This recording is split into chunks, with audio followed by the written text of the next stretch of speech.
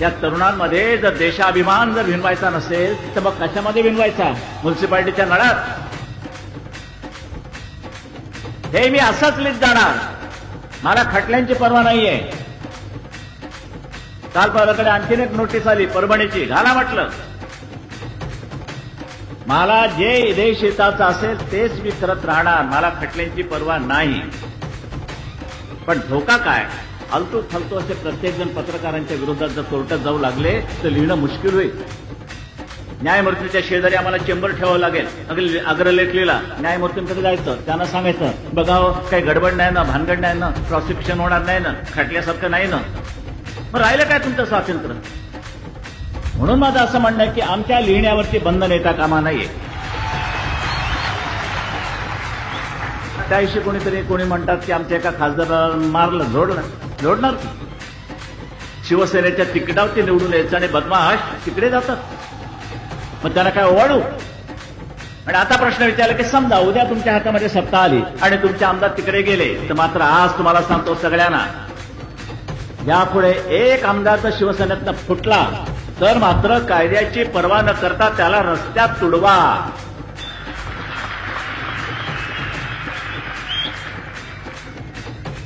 बरं, आणि महिलांनी ते एक चांगलं काम बजवावं. याम काय जे काळं वेळं अगदी वाटतं ते त्याच्या अगदी अंगावरती नाचला तरी चालेल, पण ह्या भडव्यांना अशीच शिक्षा झाली पाहिजे. चिथावणी वगैरे काही नाही, आमच्या एकंदर जगण्या मरण्याचा प्रश्न आहे. आम्ही काही देवनाचे बोकड नव्हत,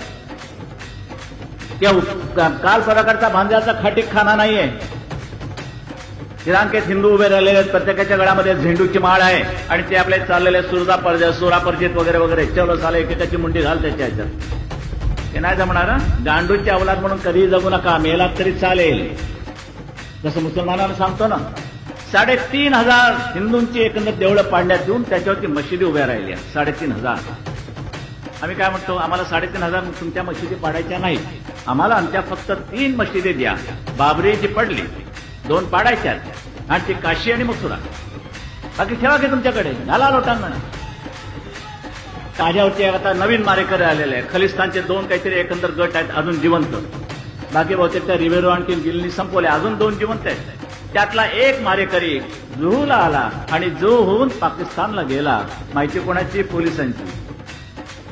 कुठे रे गेला तो? बाळासाहेबांना मारायला म्हणून, साहेब तो आता जुहूला हॉटेलमध्ये. अच्छा, हा व्यवस्था झाली आहे ना, बघ त्या काही कमी पडू देऊ नको, असं काही झालं तरी तो मारेकरी आहे. आरामात जुहूला राहून पाकिस्तानात गेलाय आणि त्यांनी त्यांची माणसं ठेवली आहेत. यावेळेला ह्याला उडवायचा. त्यांना सांगतो, ज्या दिवशी ज्या रंगाची गोळी माझ्या अंगाला चाटून जाईल तर चाटणार नाहीच, तर मात्र ती अवलाद ह्या महाराष्ट्रात नव्हे हिंदुस्थानात जिवंत ठेवायचे नाही. बिलकुल एक शेवटच्या पर्यंत त्यांचा अंड शेवटचा जे असेल ते चेचून टाकायची आपली शपथ आहे शिवरायाच्या पुढे.